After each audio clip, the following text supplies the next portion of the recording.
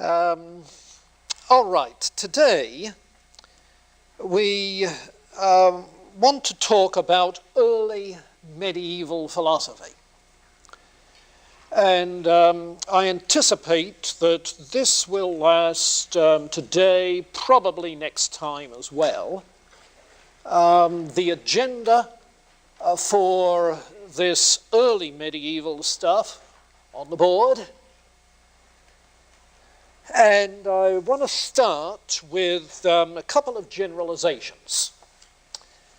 The first is that you'll find Platonic and Aristotelian influences not only in Christian philosophy in the Middle Ages, but also in Jewish and Muslim philosophy. Now, understandably, because those three faiths are the three major theistic religions. That is to say, religion with a personal, transcendent creator God. And by virtue of that commonality across the three major theistic religions, they faced many of the same philosophical problems. How to explain the relationship between time and eternity? God and creation. How does the theory of universals, of forms, fit within that? What about the relationship between the faith and philosophy, when the two appear to conflict, or do they? So many of the same philosophical issues arose in all three traditions, and arose in all three traditions in relationship to the pervasive influence of Platonism and Aristotelianism later in the Middle Ages. So that's the first generalization. The second is that the main contribution, the main lasting contribution of this early medieval period, say up to about 1000 AD, is in defining and exploring philosophical issues having to do with the relationship between religious faith and those philosophical traditions. Exploring and defining issues that therefore had to be more concentratedly, constructively treated in the late Middle Ages, later at least, by people like Aquinas, Bonaventure, Duns Scotus, William of Ockham, the four major figures that we'll be talking about later on. Now, I don't want by that to imply that there is nothing that is valuable in and of itself in the earlier Middle Ages. There is. But in the long view, the long historical view, it's in large measure preparatory for what comes later. Okay? And let me add the footnote that you will find the two chapters in Stumpf that are assigned for today, chapters 7 and 8, very helpful in surveying the matters we're going to be talking about. All right, the Platonic influence, and as I've indicated before, by Platonic at this juncture in history, we mean Neoplatonic as much as Platonic. Platonic influence became so mingled with Christian, Jewish, Islamic thought that it's very hard at times to disentangle the two. The basic distinction, of course, turns out to be the distinction between a creation that emanates from the very being of the divine, the Neoplatonic theory of emanation, as distinct from a creation that is brought into being out of nothing. Creation ex nihilo. That basic distinction.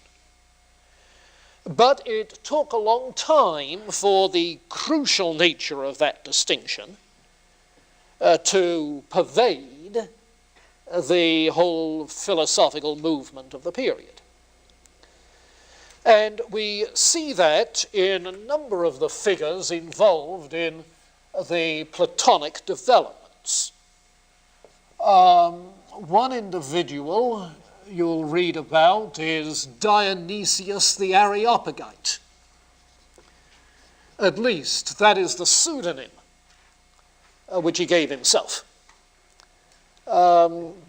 Dionysius the Areopagite, that name drawn from the account in the New Testament of Paul's visit to Athens, where after he had preached about the resurrection of the dead, the philosophers present took a rain check, and among them, Dionysius.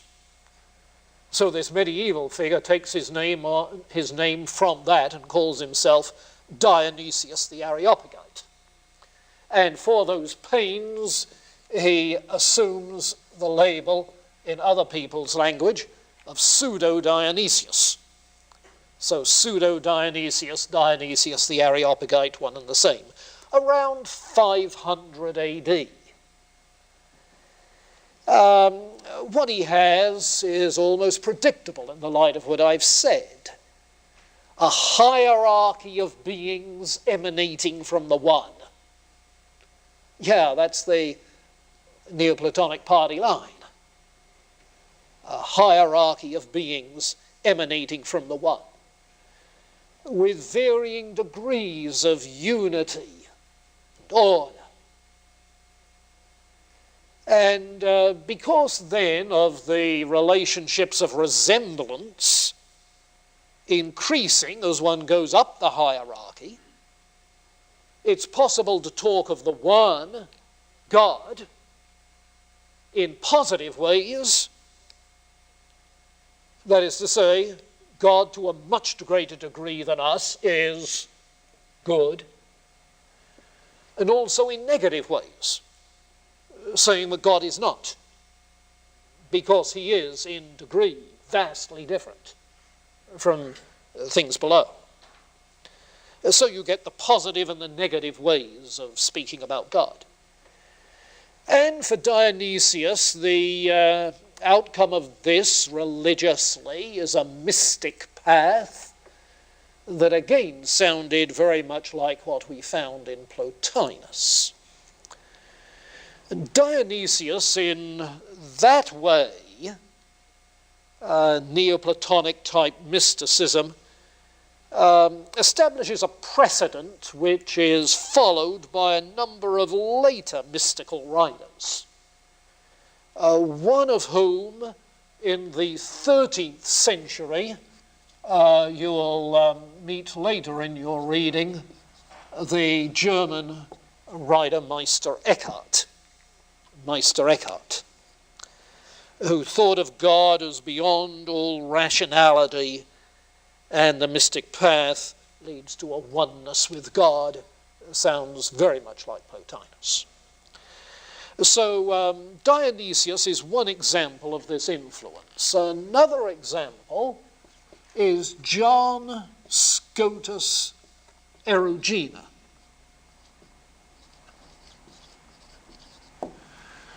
And I say John Scotus to distinguish him from a late medieval figure of considerable importance, namely Duns Scotus. All they have in common is the appellation, which indicates they come from where? Ireland. Scots in Ireland. But John Scotus, Duns Scotus.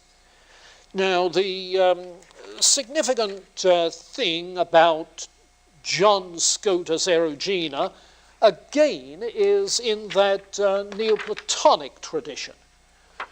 So he distinguishes various levels in which we can talk about the divine when we consider the process of emanation, coming out from the one, and epistrophe, returning to the one. He speaks of God, the one, as the uncreated creator. Okay?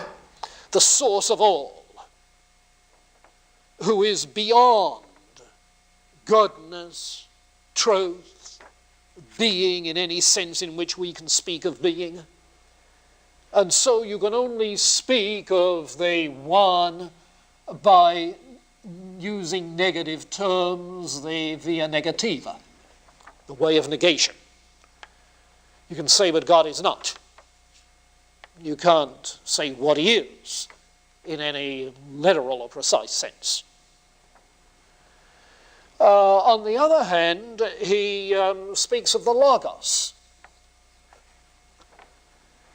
as representing the unity of all forms, like Plotinus Nous.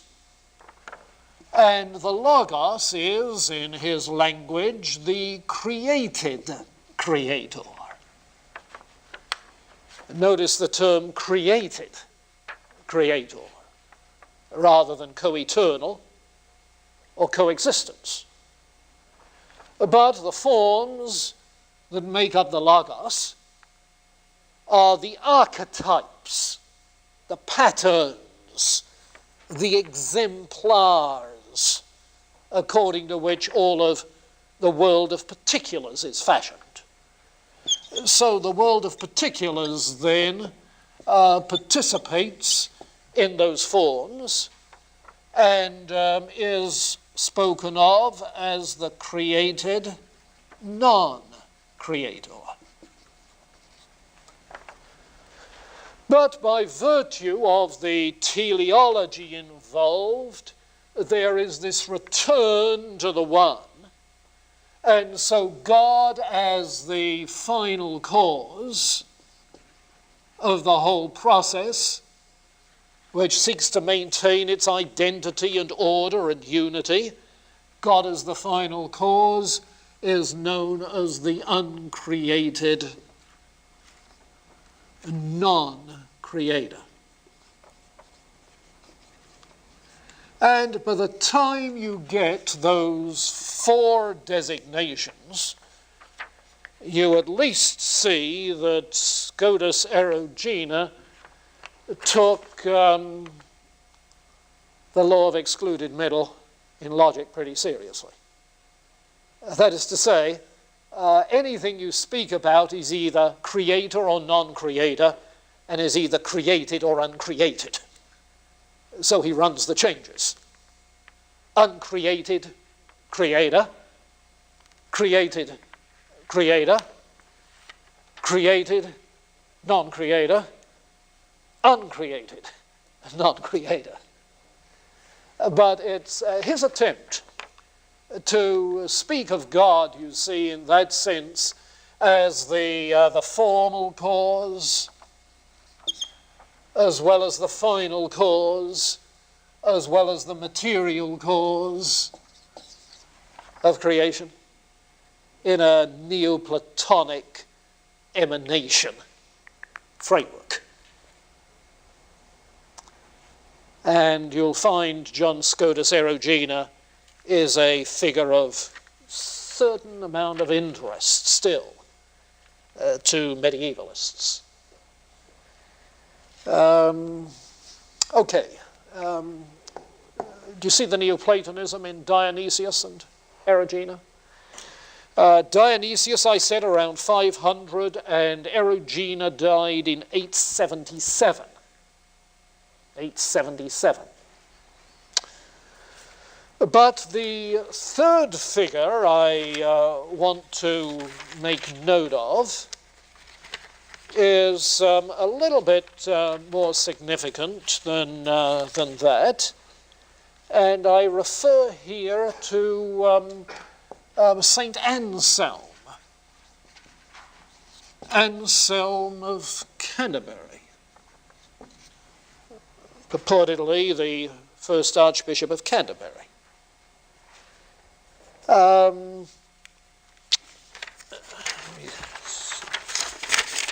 Looking for my sheet of notes. Looks like a page got lost. Isn't that convenient? Looks like it is. Well, I'll have to wing it for a little while. Anselm, around 1000 AD, moving into the 11th century, very much Platonic influence, but with a theory of creation rather than emanation. This because he follows Augustine much more closely than he followed Plotinus and therefore emanations. But following Augustine, you still find a kind of hierarchy in which there are degrees of being, corresponding, of course, to degrees of goodness, down through the entirety of the creation. And God is, yes, the one, and God is the good, as we find also in St. Augustine. Evil is a privation of the good, and the good for things in creation is that they should seek to fulfill their natural end. Everything has its own God-given nature because of the theory of forms. Everything has its own God-given nature, which, being in the same hierarchy of being and goodness, you see, its nature is not simply to achieve its goodness, but to that degree to be like God.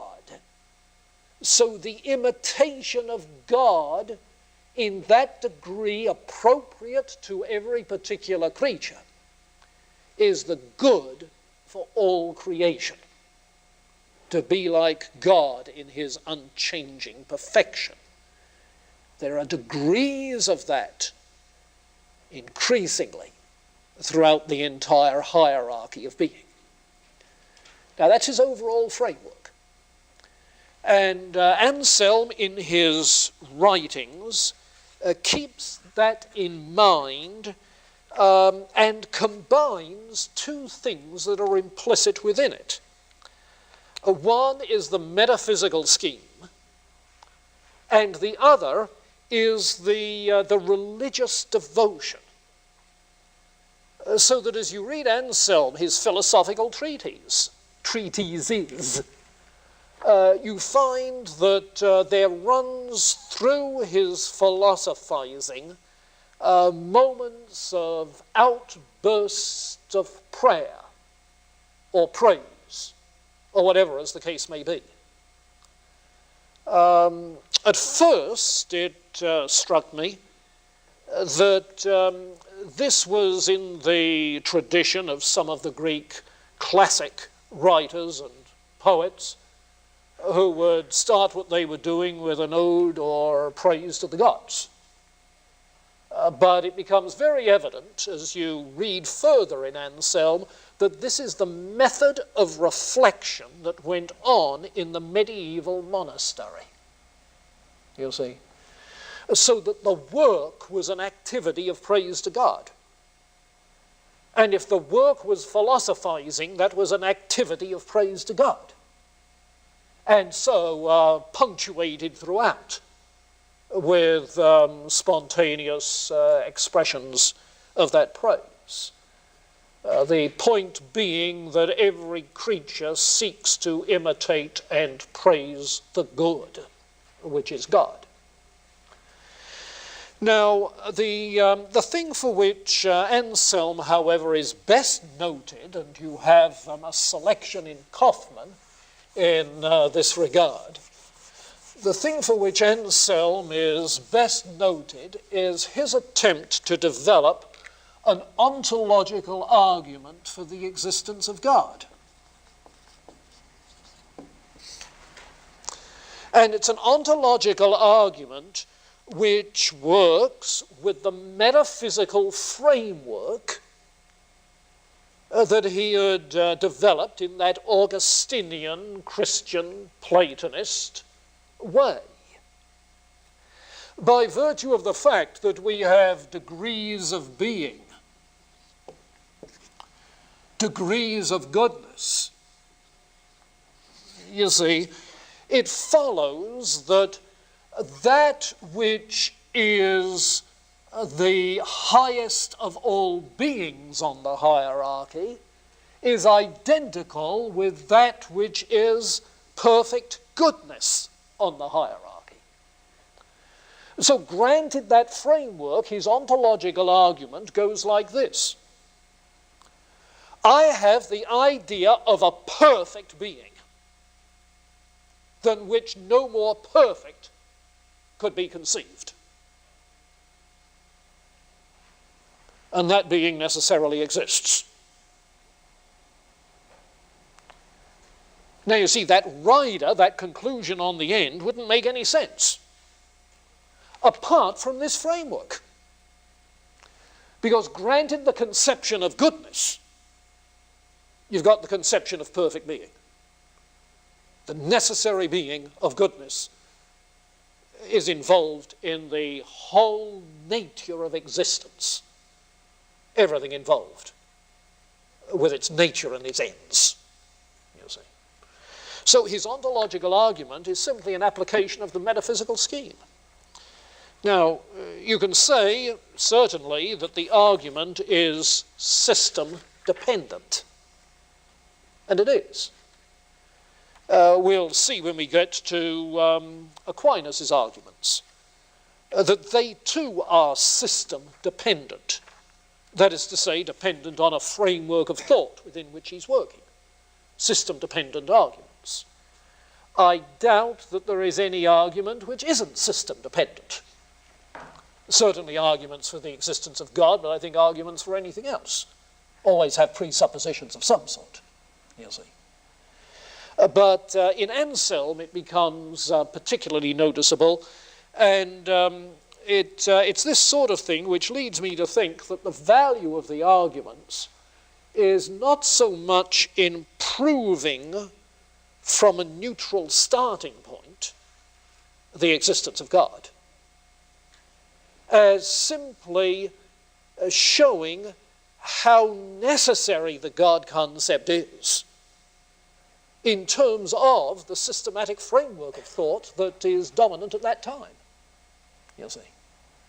You cannot think metaphysically without the God concept. It seems to be what Anselm is saying. Now, if you have Kaufmann with you, take a quick look at page 522, and we'll see his argument there spread out very briefly.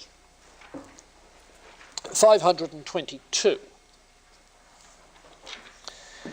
He starts in the second paragraph by saying it is one thing for an object to be in the understanding and another to understand that the object exists.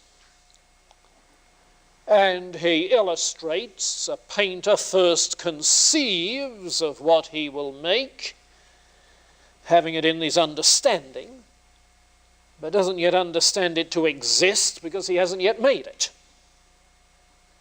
But after he has made it, he has it both in the understanding and in existence. So that distinction becomes important. And he goes on, even the fool is convinced. And he's referring to the claim of the psalmist that the fool has said in his heart, there is no God. So even the fool is convinced that something exists in the understanding, at least, Yes, it must exist in the fool's understanding for him to say there's no God, you see. Something exists in the understanding, at least, than which nothing greater could be conceived. He understands it. Whatever is understood exists in the understanding. That than which greater can be conceived cannot exist in the understanding alone, because if it existed in the understanding alone, it wouldn't be that than which nothing greater can be conceived. Because it would be greater to exist independently than to exist in the understanding alone. In other words, the idea of a perfect being that lacks existence is the idea of a perfect being lacking one perfection. And that's a self-contradictory idea. So if the idea of a perfect being that doesn't exist is a self-contradictory idea, then the only other alternative is the idea of a perfect being that does exist, you see. And so the necessary existence of that perfect being, having all perfections. So he goes on, if that than which nothing greater can be conceived exists in the understanding alone, the very being than which nothing greater can be conceived is one than which a greater can be conceived. And that's impossible, self-contradictory. Hence, there is no doubt that there exists a being than which nothing greater can be conceived, and exists both in the understanding and in reality. And then in the next chapter, it exists so truly that it cannot be conceived not to exist. It's impossible to conceive of a being which can be conceived not to exist, of such a being. Hence, if that than which nothing greater can be conceived not to exist, it is not that than which nothing greater can be conceived. Irreconcilable contradiction. There is then so truly a being than which nothing greater can be conceived to exist, that it cannot even be conceived not to exist. And this being thou art, O Lord God, and the paeans of praise follow. Well, you see what he's doing. He's saying, I have an idea of a perfect being, that than which no greater, none more perfect could be conceived. You see. To say that this being does not exist is to demote it, so that it's no longer the idea of a perfect being. If you genuinely have the idea of a perfect being, it's of one which must also have the perfection of existence. Okay. Anselm's argument. Well, to that argument, there was a monk who replied, a man by the name of Gaunilo, who picked up on Anselm's figure of speech and called himself Gaunilo the Fool. And said, I have an idea of a perfect island. That doesn't prove it exists. To which Anselm replied very straightforwardly, of course it doesn't, because a perfect island is not perfect being. It's a finite, limited being. It does not have every perfection. You see, it has limits. So your response, Gaunilo, is irrelevant. You missed the whole point of the argument. You see. But that doesn't change the fact that the argument is system-dependent. You see. It's an argument constructed within this hierarchy of being metaphysical framework, such that being, existence, is one perfection, unchanging, immutable existence is one perfection, and any idea of a perfect being must therefore be the idea of a being that necessarily exists. Okay. So, a system-dependent argument. Well, Anselm. Any comments there? Yeah. Will you Ryan.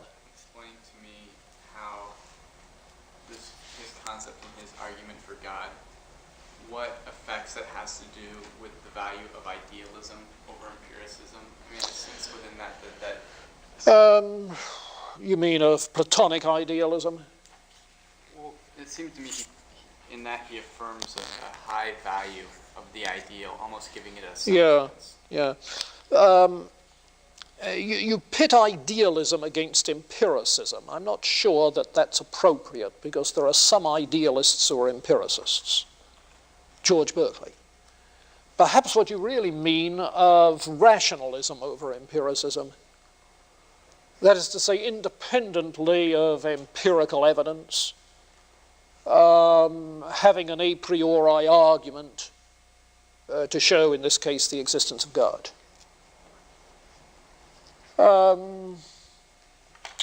And your question is, how does this illustrate the superiority of? Well, I think all I'll say is not that it indicates the superiority of, it indicates that some kinds of thinking are appropriate to some subject matter and other kinds to other subject matter. That is to say, if you're trying to find out what's wrong with you physically, I suggest you submit yourself to the empirical findings of medical science, where I think empirical methods are very, very valuable. If you're trying to get at some non-empirical object, not accessible to sense data, such as God, you have to use some other method. So it's, in a way, I'm responding simply in terms of the divided line, that if you're wanting to deal with physical particulars, all right, use one approach. But if you want to deal with the eternal, the invisible, then obviously you need a different kind of approach. Why should we universalize empirical methods for every kind of subject matter? You see, that's a kind of reductionism. It's presupposing that everything that exists is of a particular nature and presumptively, for some, a physical nature. You see? Why presuppose that methodologically so that you shut out other alternatives? Yeah. Now, on the other hand, if what's in your mind is the value of abstract reasoning of this a priori sort, well, of course, the assumption is that there is some sort of correlation between logic and reality, you see, such that a logical conclusion must be true of reality. Now, that assumption is only valid if you buy the presupposition that reality conforms to the laws of logic, conforms, therefore, to logical thinking, which is precisely what the Platonic and Aristotelian tradition insisted on, the whole Greek tradition, and I think any theistic tradition insists on, that affirms the rationality of the Creator, whose wisdom is evident in the creation. You see? So in that sense, the laws of logic are not humanly devised. They have to do with the structure of human thought, because they have to do with the structure of thought on God's part and the structure of being as God has made it. Now, you say, if you say that is a very presumptuous assertion, I respond, no. The basic law of logic is that A equals A and not non-A, and that is a law of God's being. God is God and not non-God. You see? And even God cannot be non-God. So the laws of logic apply to God.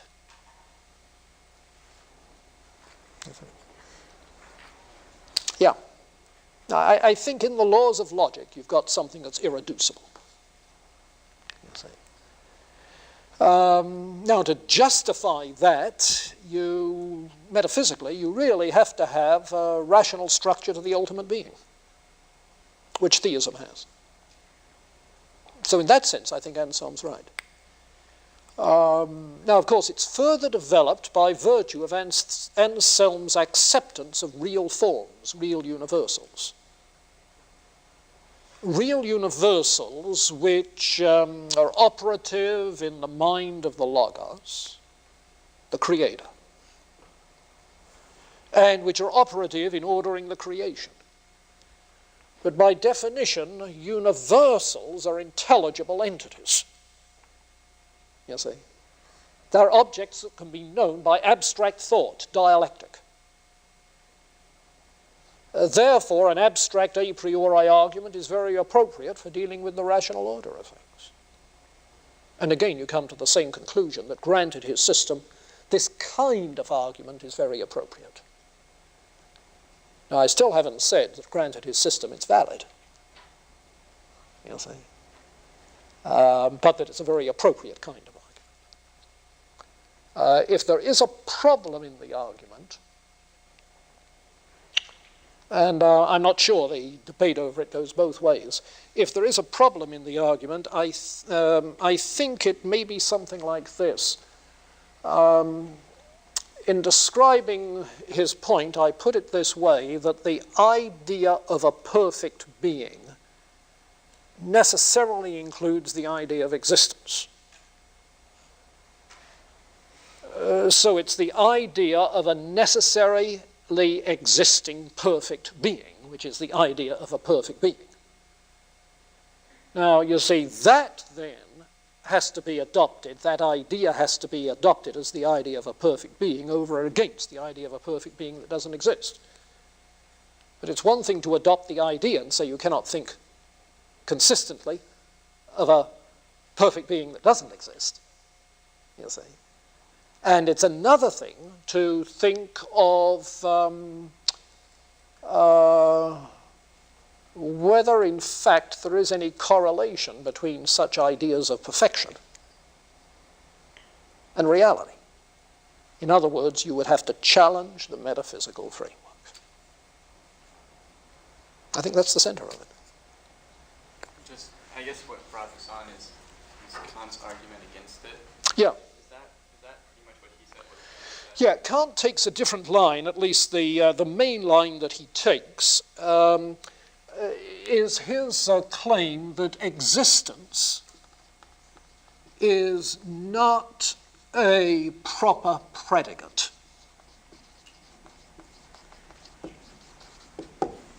In his, and we'll run into this when we get to Kant's critique of pure reason next semester, existence is not a proper predicate.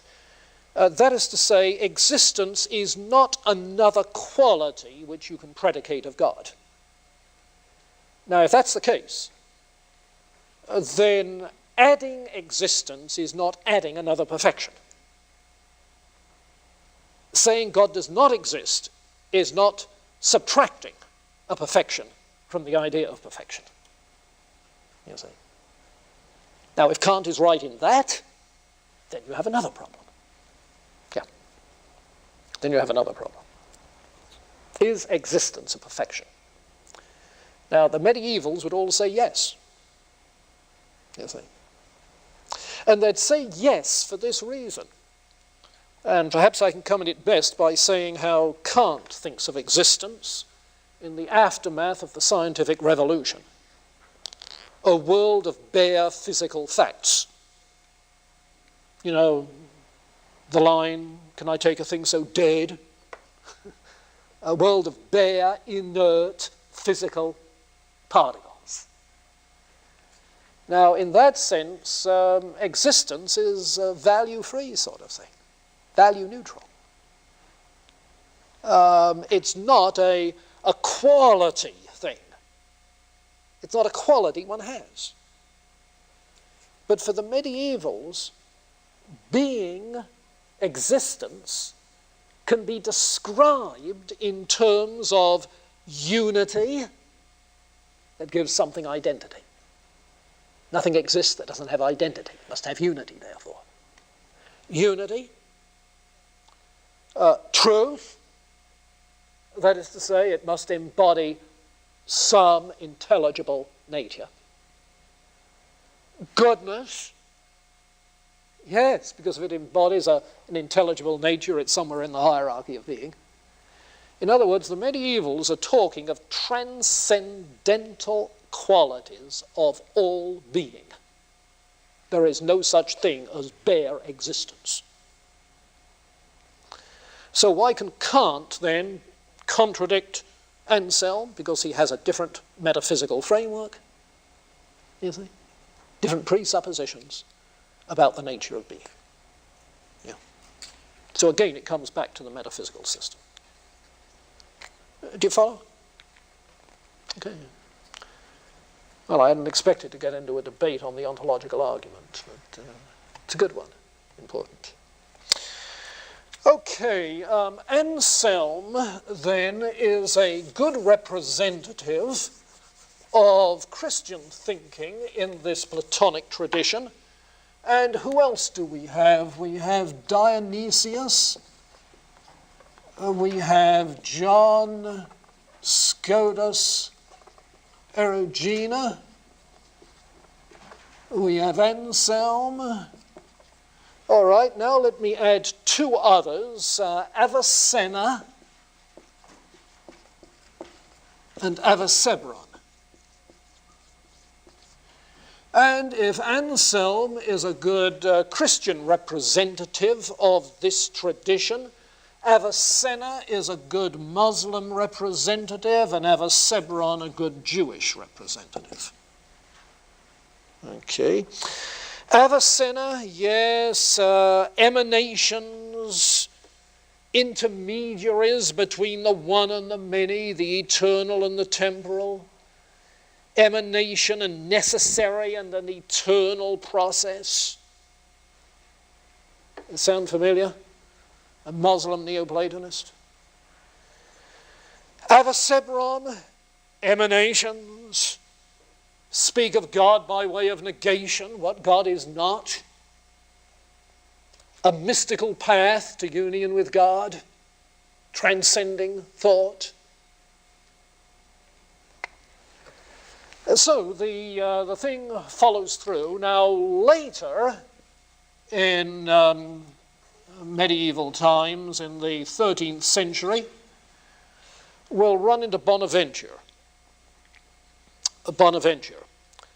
I won't say more about him now, except for this anticipation that after the rediscovery of lost Aristotelian books, when Aristotle was being presented as really the best philosophy and the last word, but with problems for a theist, Bonaventure repudiated Aristotle completely and tried to get back to a continuation of the Platonic tradition.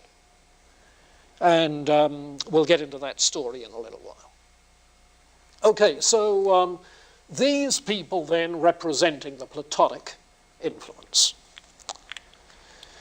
Now, easier to deal with and briefer, the Aristotelian influence. And here I want to note three people, Boethius, Maimonides,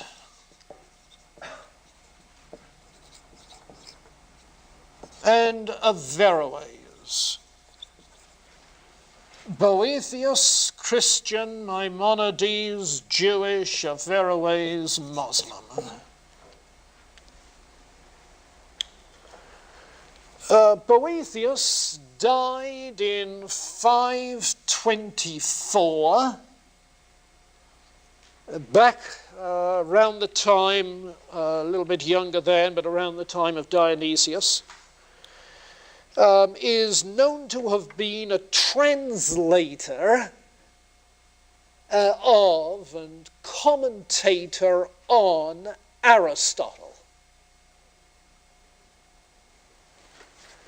And the work of his, which is best known and has best survived, The Consolation of Philosophy, incidentally written in prison.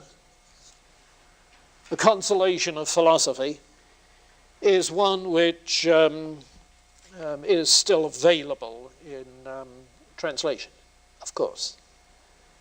But the most significant contribution of Boethius historically is his formulation of the problem of universals, posing the key questions to do with the theory of forms.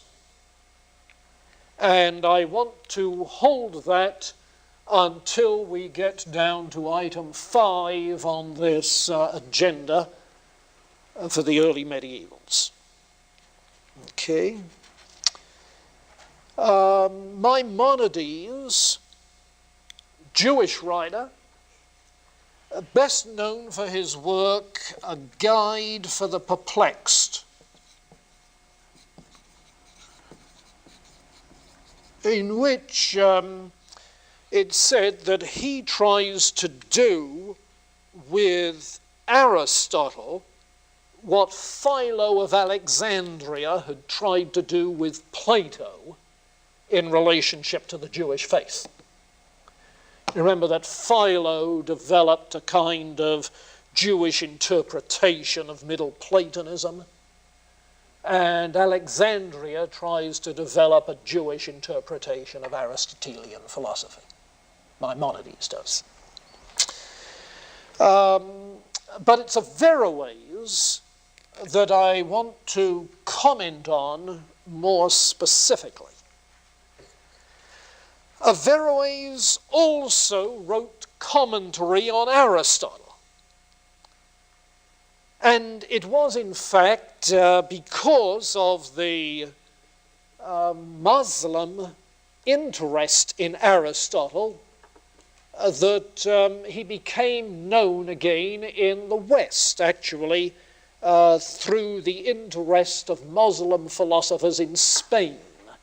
It so happens that both Maimonides and Averroes lived in the city of Cordova in Spain at the same time, interestingly, the Jew and the Muslim.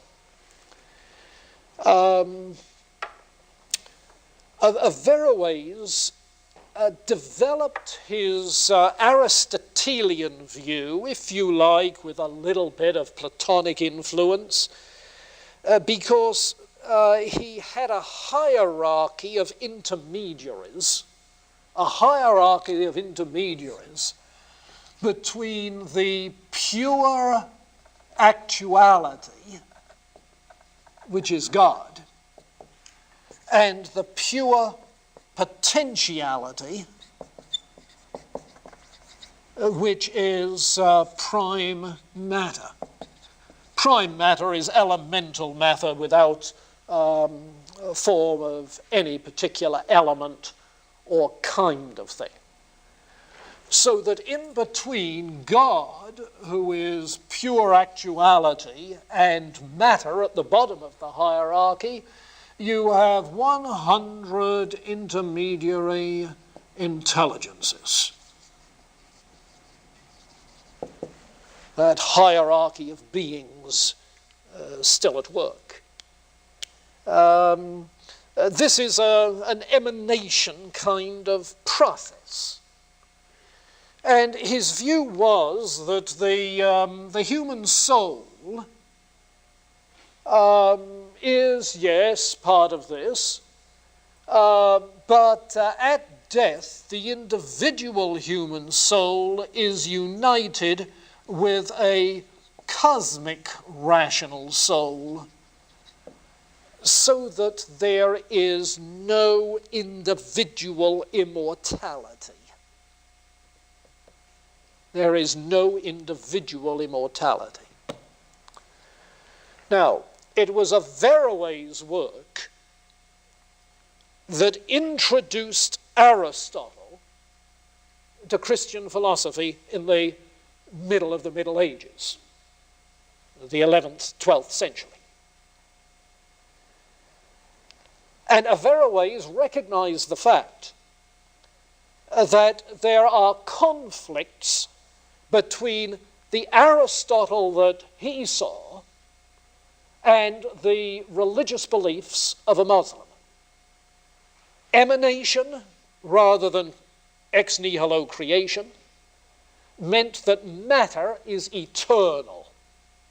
The eternality of matter, with its potential that is actualized by God in creating. And, secondly, the loss of individual immortality. Now, in order to handle that tension, what Averroes does, and this introduces us to the problem of faith and reason, what Averroes does is to develop the notion of twofold truth.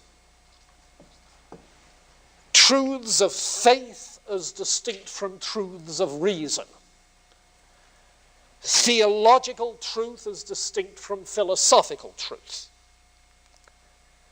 Now, the way in which he reconciled these, if you can call it that, was that the faith, religion, speaks allegorically, metaphorically, using imagery that the uneducated believer can appreciate and respond to. It is philosophy that speaks with precision. And so in the tension between the two, he seems to prefer the philosophical way of saying it. The philosophical way of saying it is his interpretation of Aristotle. And Aristotle, he was convinced, represented the very pinnacle of philosophical achievement forever. Now, that in Averroes then poses questions about the relationship between faith and reason in terms of the relationship between particular religion and philosophy. And as a result, the problem of faith and reason, it's called, became one of the major issues during the later Middle Ages. Okay? So what I want to do then is to sketch in some of the alternatives that seem to be developing on the problem of faith and reason during this preparatory period and anticipating what Aquinas is going to say in response. First, go back to St. Augustine.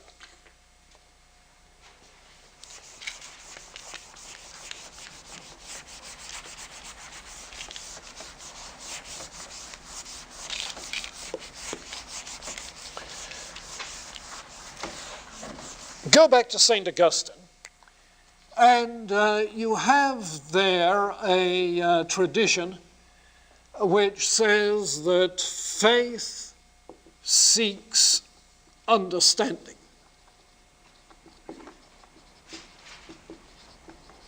Or, as Anselm puts it, credo ut intelligam. I believe in order that I may understand. And this seems to be the starting position for the medieval discussions. What Augustine meant, I think, is pretty clear in the light of what we did with Augustine. Namely that while faith is understanding's step, because one must at least understand what one is believing in measure in order to believe it. Okay? And certain kind of rational case can be made. Faith is understanding's step, yet understanding is faith's reward.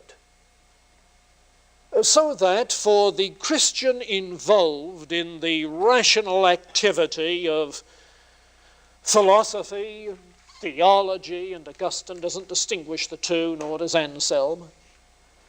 For a Christian involved in those activities, the quest for philosophical and theological understanding is a quest motivated and guided by faith. That is to say, by what one already believes. And as we've seen in the case of Anselm particularly, it could be an activity appropriate to the monastic of praise to God because of reflecting on God and his creation, even though it means getting into the complexities of metaphysics. So, faith seeks understanding. Put in other words, Augustine and Anselm see philosophy not as a neutral understanding, not as a neutral activity, religiously neutral, but as a through and through religious undertaking. Not starting from scratch, but starting with what one believes, and from that perspective, exploring more fully the implications of what is believed. Now that's Augustine and Anselm. Now you see, Averroes suggested that there is tension between the two and demonstrated it in his reading of Aristotle. That notion of a tension between the two was picked up by a Christian writer in the 12th century, Siger of Brabant, who represents what became known as Latin Averroism. Latin because he wrote in Latin rather than Arabic. But basically also Latin because he was in Western Christendom. You see, Latin Averroism. The doctrine of twofold truth taken into Christian thought. The doctrine of twofold truth taken into Christian thought by Siger of Brabant, who argued that religion and philosophy are about different kinds of truth. Religious ways of talking are imaginative and dramatic rather than strictly logical. There's some suggestion that Siger may have admitted that he and Averroes had misinterpreted Aristotle and there wasn't a conflict, but at least this Latin Averroism has come down to us as the standard point of reference.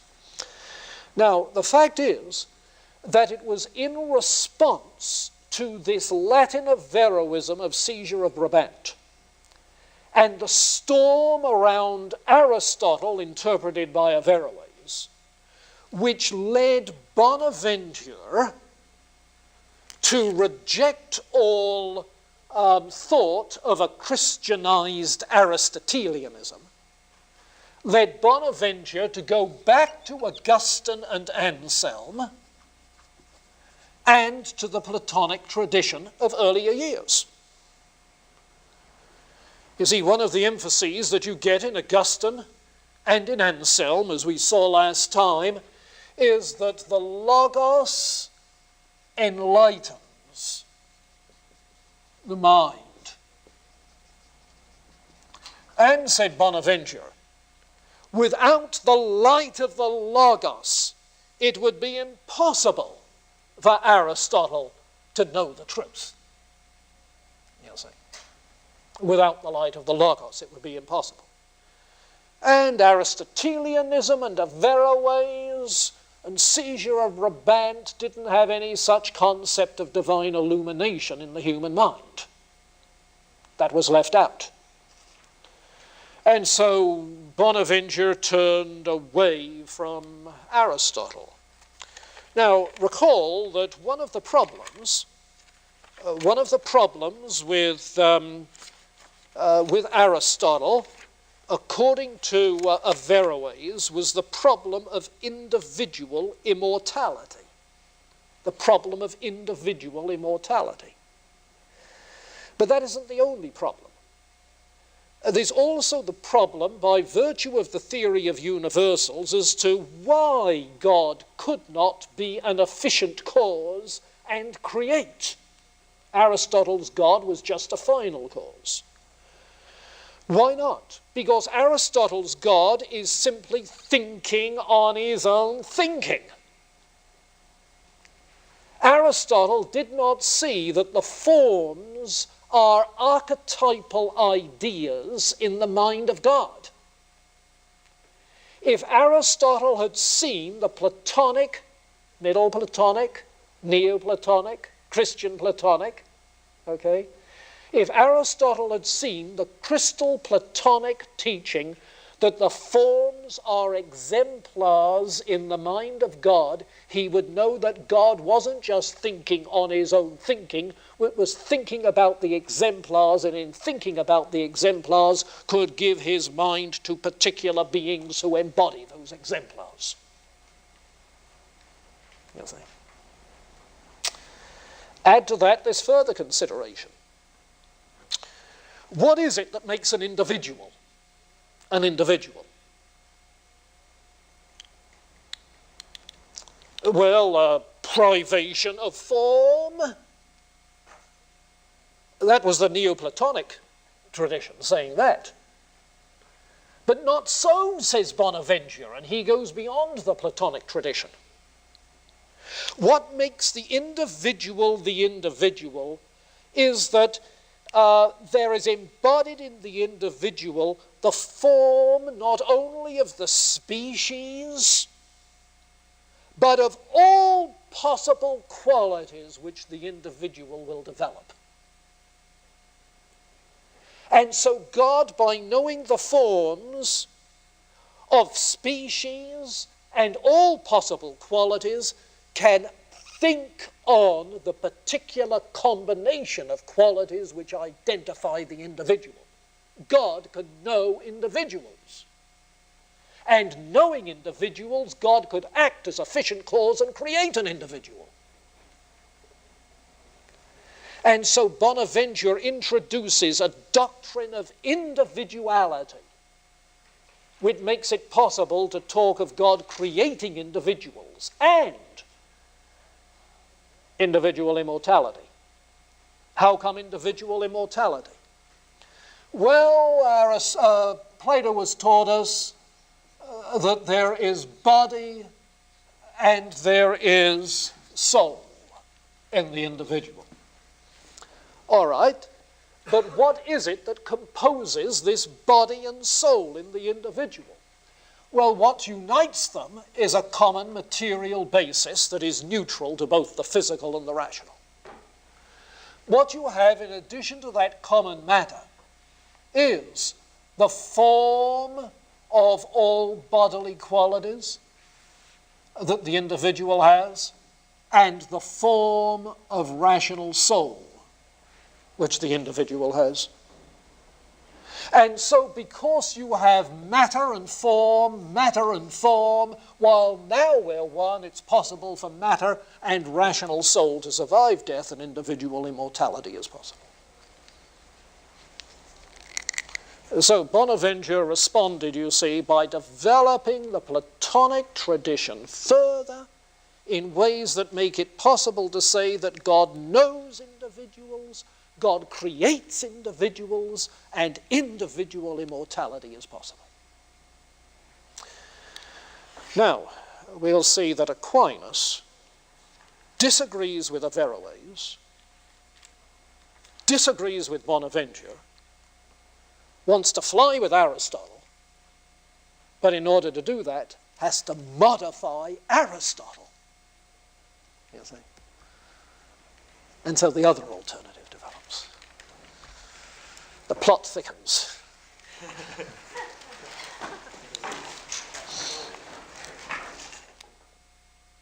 Would have been fascinating to live in those days, wouldn't it?